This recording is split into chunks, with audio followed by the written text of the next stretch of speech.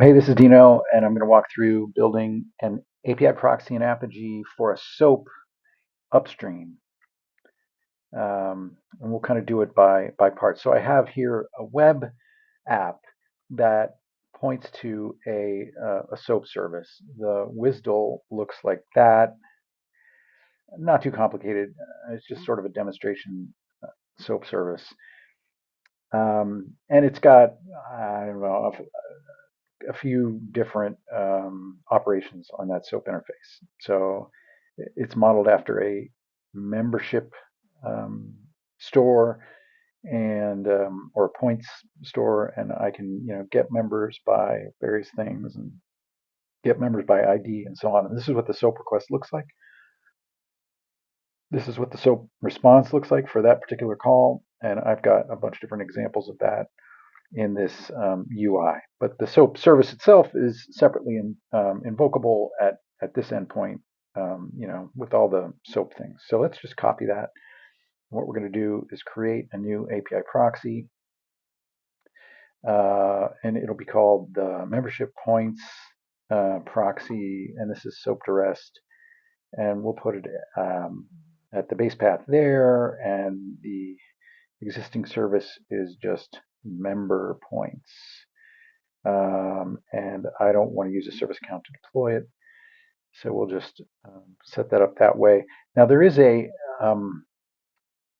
requirement for an API key to invoke that thing, so I want to go into the target endpoint and set an assign message that will apply that the required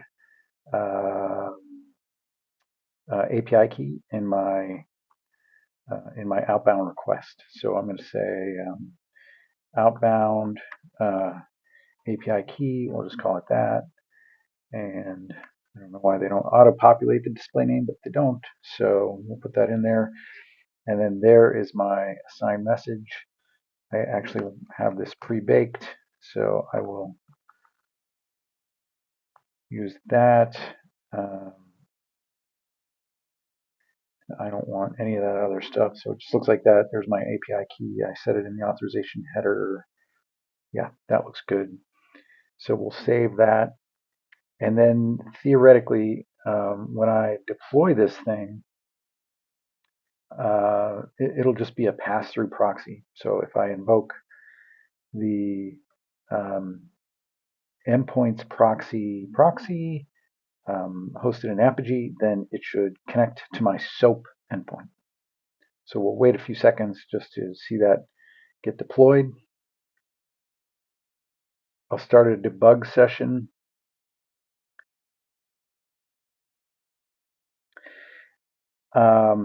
And if I send a get through that, I would expect this to fail because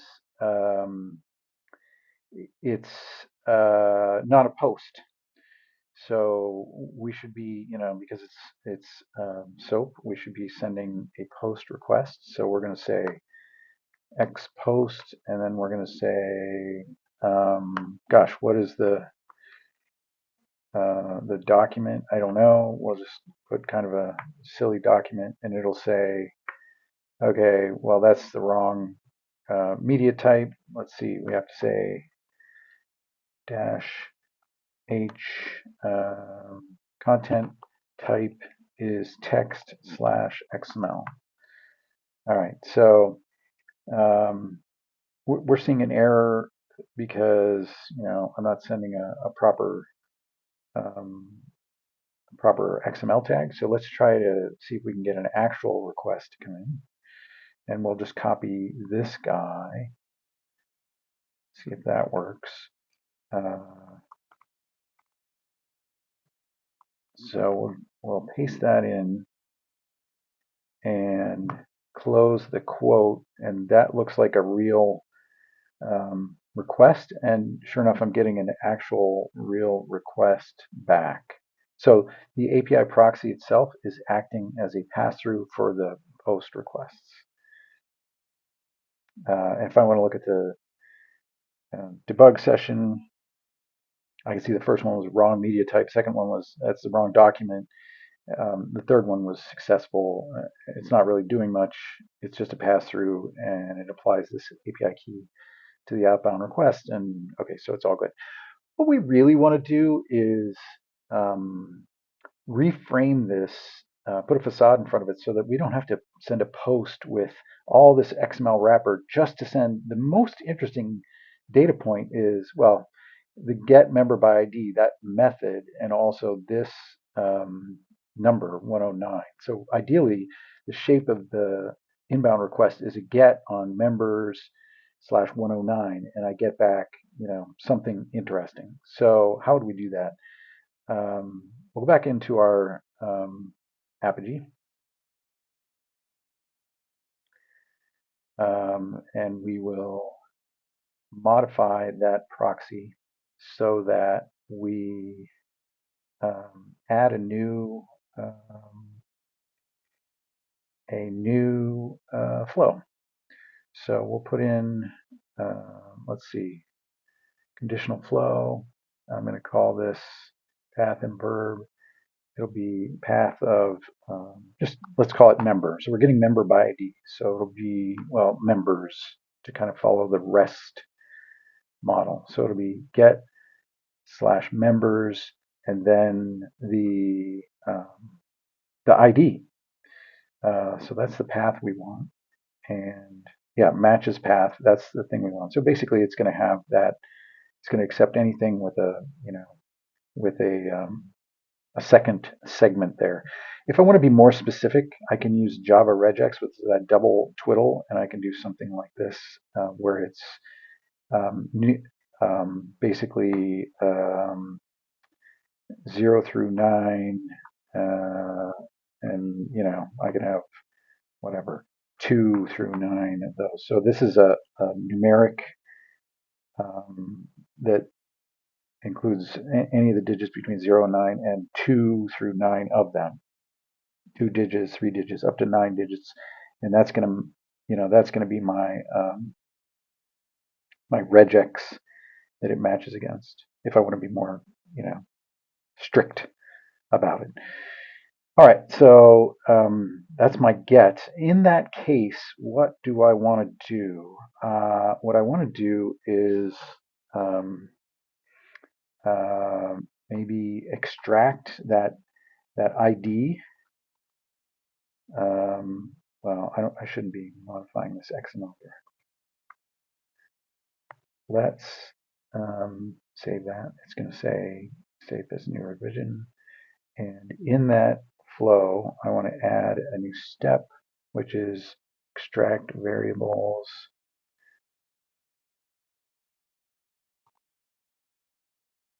And it's going to be member ID from URI.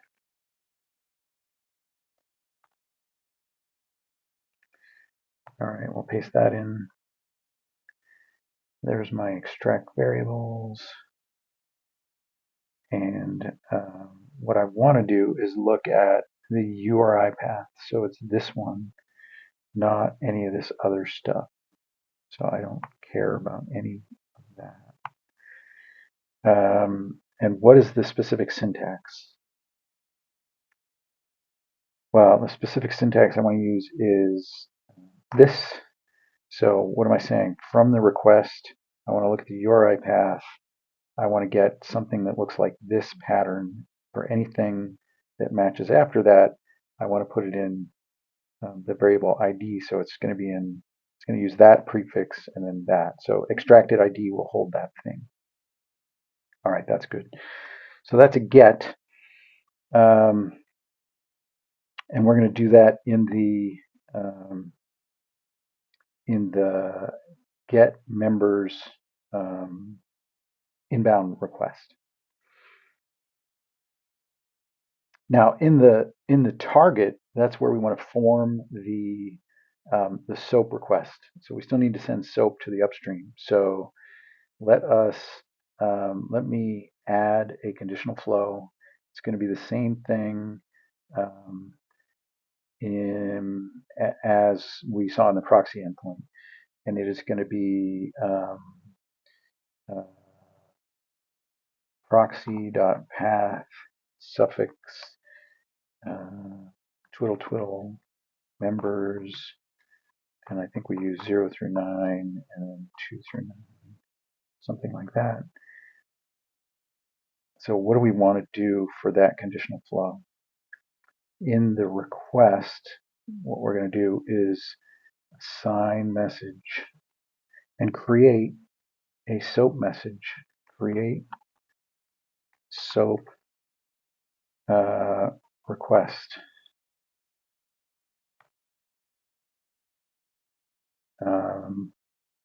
Okay, so that is my policy. What do I want that to look like? It should look like, we don't need any of this stuff. We will want ignore unresolved variables to be false. I think that's a bad idea to ignore that. This is the message that I basically just cribbed from this website. So basically I'm just getting that. And I'm dropping it in and I'm saying, yeah, I want the payload to be that. I need the content type to be text XML, and it's a message template. This element takes a message template. So I'm now using the extracted value that I got in the previous step for that data item. Got to make sure it's post, so I'm overriding the method that was used on the inbound. It is a post now, and that all looks right. Okay, so we ought to be able to save that. And I think what's going to happen is on inbound, we're going to test the API path or the inbound request path. And if it looks like this, then we're going to grab the member ID, and then we're going to traverse to the target endpoint. And again, if it's that path, then we create that SOAP request. So what that means is I ought to be able to do a get on that particular conditional path, and get the data that I would have needed a post to do. So it's going to be this. It's going to be curl to my proxy / members / 109. It's a get, so I don't need the verb, although I can put it if I want. I don't need a content type. There is no content, and I don't need any payload because it's a get. So that ought to just work. What is happening? Not found. The thing that is not found is this URI path. So what I've seen is, what I see is I'm appending, Apigee by default is appending this proxy path suffix to the upstream. So I need to suppress that. So stop this. I need to, something I forgot to do, I need to modify the target so that it does not append the proxy path suffix. So we're going to add another step in the preflow. It's going to be another assign message. And it's going to be suppress proxy path copy. Let's say copy proxy path suffix. Get the casing right. Call it that. What does that look like? Really, I just want to set a single variable target.copy.path suffix to false, so it stops doing that. That thing that we saw, we're going to save that. Yes, it's a new revision. And we will deploy. Oh gosh, I think maybe I forgot to deploy last time. So it's kind of good that we're doing this. All right, let's flip back to the terminal after this deploys. Try that again. Let me clear the screen. We'll do the get again. So now, what do we see? We see I'm sending in a get. I don't send in all that XML boilerplate. I'm just sending in /members / 109, and then Apigee is forming the correct XML payload and getting XML back. Okay, so we're halfway there. We got an XML message being formed by Apigee, and that's being done in the assign message create SOAP request with that template, and it's referring to the extracted ID from the URI path, and it's building this thing, and then sending that to the upstream with text/XML as the content type. So then if I switch this to, I don't know, 110, I should get a different member, and so on. All right, so that all looks good. Let's stop that. We'll go back to developing. We now want to transform that upstream thing into JSON, I guess. So let us in the response. Let's do it in the response post flow. We'll use, XML to JSON policy, and configure that thing, and it'll be source is response. That looks good. Output variable is response. I do need to put options here. We're going to try something here. We're going to try strip levels, one of my favorite options. And we're going to deploy that. Yep.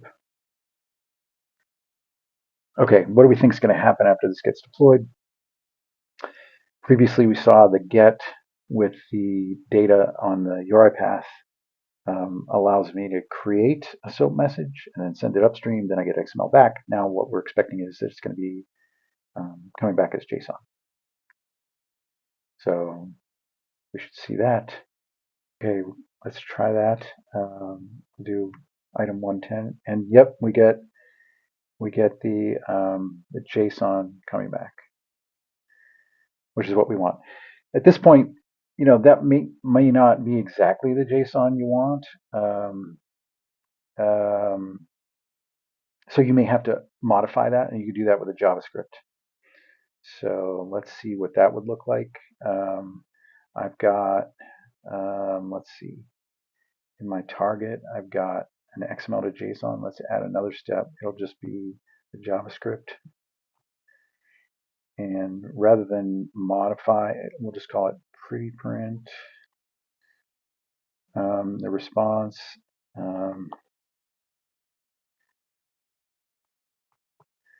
And this will be a new resource. Create new file. New resource, that one, yeah. Right there. And basically what I want to do is get context, get variable response dot content. That's going to be a string. We're going to parse that. Let's just do it directly. JSON.parse. Okay, so that's now an object, and then I want to set variable, the same thing, response.content with what? JSON stringify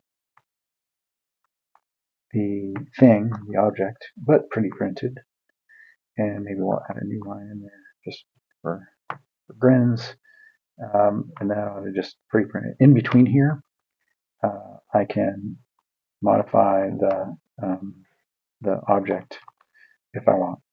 So I could say something like notes equals this was modified by Apigee. This field was injected by Apigee. So let's save it. Yep. Deploy it. Latest revision. Yep. And we'll wait a few minutes while it deploys. All right. So let's try the new, the modified version. Oops. So there we go. We see instead of the flat version of the JSON, we now have pretty printed, and we had this one field that was added by Apigee. We can also remove things. You can also shrink things. So let's say I know it's going to be get member by ID response. I can, trim everything off. I'm not interested in looking at the SOAP header, any of this other kind of framing. I can just, send back that. So what would that look like? Let's try. So what I want is body get member ID response. So let's go back in here, and this conditional flow is the post flow. So it's actually getting pretty printed in the post flow. Maybe what we want is in the pre-flow to do the XML to JSON. All right, so let's do that in the response pre-flow. What does that mean? Response pre-flow just means it's going to happen before any conditional flows. So we'll put that in there. And then in the response, the conditional flow for the response, that's this one. I can modify this specific thing for my my payload, and that'll be just another JavaScript. So I can add that in. It'll be JavaScript 2, create a new resource. That looks good. That one. And resource 2 will be similar. C equals JSON.parse context get variable. That's the object. So what did we see before? What we want is the body dot get member ID, member by ID response. So I want to just trim all that out. So C equals C dot body dot get member. So that's going to be a field there, and then I'll just serialize that back. So context set variable response dot content on stringify C. And we're not pretty printing this because it's going to get pretty printed later. So let's just save that as a new revision, deploy it. Yep, version 5. Wait a few moments. What's happening now is in the response, the first thing we do is we do the XML to JSON, and then in the conditional flow we trim off the elements that we're not interested in, and then finally we're going to do the pretty printing. We could have done that in one step. I'm just thinking if you've got more than one conditional flow, you can do the pretty printing and whatever augmentation you want to do later. But the actual setting, trimming of the pruning and grafting of the JSON will be specific to the message that comes back in response. All right, so that might be done. Let's see. Yeah, so now we're not getting header, body, and get member by ID response. It's just member. But we still have that thing that the pretty print injected, that notes thing. All right, so that shows you how you can build manually a SOAP to REST API proxy in Apigee using an arbitrary SOAP service. It is important that you start with an understanding of what the SOAP request message looks like that's valid. And then you can use that within your assign message policy with templates like this, template replacements for whatever it is that you'd like to replace. Okay, So that's all I got here. I hope this has been helpful. Let me know if you got questions.